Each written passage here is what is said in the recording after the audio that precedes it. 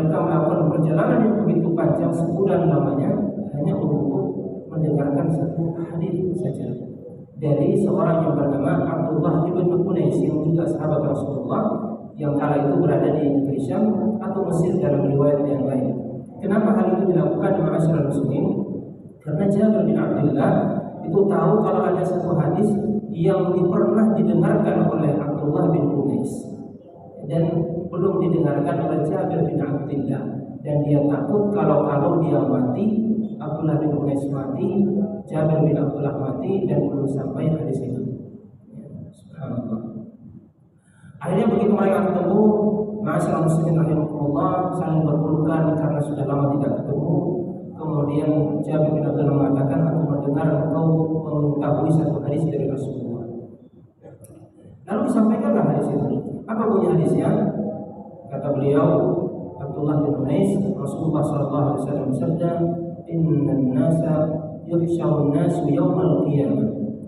Manusia itu dibangkitkan pada hari kiamat, uratan ghurlan buhman, dalam kondisi uratan tidak berpakaian, ghurlan tidak berkhitan, tidak bersunat, buhman dalam kondisi buhman.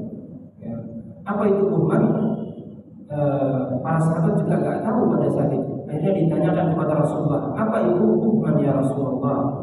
Lalu kata Rasulullah, alladzina laisa ma'ahum syai'. Buhman itu adalah orang yang tidak memiliki apapun, tidak punya bekal. Jadi sudah tidak bersunat, tidak berpakaian, tidak punya bekal apa-apa, tidak punya harta, tidak punya dinar dirham. Kalau untuk istilah di zaman itu. Lalu kata Rasulullah SAW, "Tsumma yunadi." Kemudian Allah berseru dengan mengatakan, "Anal maliku, anad dayyan." Saya adalah al-malik, yang raja, dan saya adalah ad-dayyan. Dan inilah syahid kita pada kesempatan kali ini, nama Allah ad-dayyan. Anal malik, ana ad-dayyan. Lalu kata Rasulullah SAW melanjutkan hadis itu, wala yanbaghi li ahadin, dan tidak pantas bagi seseorang an yadkhula an-nar, untuk masuk ke dalam neraka, wa li ahadin min ahli al-jannati haqqun 'indahu, sementara dia punya tanggungan terhadap salah seorang penduduk surga, hatta aqussahu min, sampai saya benar-benar mengkisas untuknya. Wala yanbaghi li ahadin, dan tidak pantas bagi seorang masuk ke dalam surga, wali ahadin min ahli nar, sementara ada satu penduduk neraka yang punya tanggungan sampai saya benar-benar memberikan kisah dan balasannya. Dan itulah makna dari nama Allah Subhanahu wa taala ad-dayyan yang disebutkan tadi, al-mujazi, yang maha memberikan balasan, atau al-muhasib, yang maha menghisab. Ma'asyiral muslimin rahimakumullah.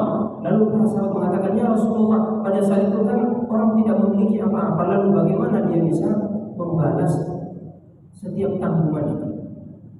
Kata Rasulullah, bil hasanati was sayyi'at, dengan kebaikan dan keburukan. Dengan kebaikan dan keburukan. Jadi kita tidak mungkin membayar semua hak yang dimiliki oleh orang lain yang menjadi tanggungan kita dengan uang atau dengan harta, tetapi kita membayar dengan kebaikan dan keburukan. Wal'iyadu billah. Lalu dan ini juga senada dengan ayat firman Allah Subhanahu wa taala, sabda Rasulullah SAW yang lain, atadruna mal muflis, tahukah kalian siapa yang merugi? Lalu para sahabat mengatakan yang merugi adalah yang tidak punya dirham, tidak punya dinar. Kata Rasulullah, oh tidak, yang merugi itu adalah dari umatku adalah yang datang di hari kemudian dengan membawa pahala salat, zakat, puasa, tapi dia pernah mencela si fulan, dia pernah merusak kehormatan si fulan, dia pernah menumpahkan darah si fulan, dia pernah memukul si fulan. Maka dia membayar dengan semua kebaikan-kebaikannya. Lalu kemudian jika kebaikan itu habis sementara masih ada yang harus dibayar, maka keburukan orang yang pernah dizalimi dilimpahkan kepadanya, tsumma tulihat finnar, kemudian dia dilemparkan ke dalam neraka Allah Subhanahu wa taala. Lalu kemudian Rasulullah membacakan ayat, al-yawma tujza kullu nafsin bima kasabat la zulma al-yawm innallaha sari'ul hisab. Pada hari ini tidak ada satupun yang dizalimi. La tudlamu nafsun al-yawm tujza kullu nafsin la zulma al-yawm. Tidak ada kezaliman, innallaha sari'ul hisab. Oleh karena itu, ma'asyiral muslimin rahimakumullah, pelajaran yang pertama yang kita ambil daripada nama ini bahwa Allah itu memiliki nama Ad-Dayyan yang akan membalas dan menghisab setiap apa yang kita ucapkan, setiap apa yang kita lakukan, setiap apa yang kita perbuat, setiap apa yang kita tulis, setiap apa yang kita peroleh, semua akan dihisab oleh Allah, semua akan dibalas oleh Allah Subhanahu wa taala. Allah akan membalas setiap kezaliman orang-orang yang berbuat zalim. Allah akan memberikan hak kepada siapapun, sampai dalam sebuah hadis disebutkan asyatu jama'u syatul qarna, kambing yang bertanduk pun akan dikisos karena dia menanduk kambing yang tidak bertanduk. Dihidupkan oleh Allah, diperlihatkan di sebuah persidangan yang begitu luar biasa, dilihat oleh seluruh makhluk, hanya karena seekor kambing yang bertanduk pernah menanduk seekor kambing yang tidak memiliki tanduk. Dikisas oleh Allah Subhanahu wa taala, lalu kemudian setelah itu Allah mengatakan kuni turaba, jadilah engkau tanah. Lalu kemudian mereka melebur menjadi tanah dan tidak hidup untuk selamanya. Ketika melihat itu, orang-orang kafir mengatakan ya laitani kuntu turaba, duhai sekiranya dulu aku jadi tanah saja sama dengan kambing itu. Tapi itu penyesalan yang tiada ada gunanya. Ma'asyiral muslimin rahimakumullah. Oleh karena itu, ini adalah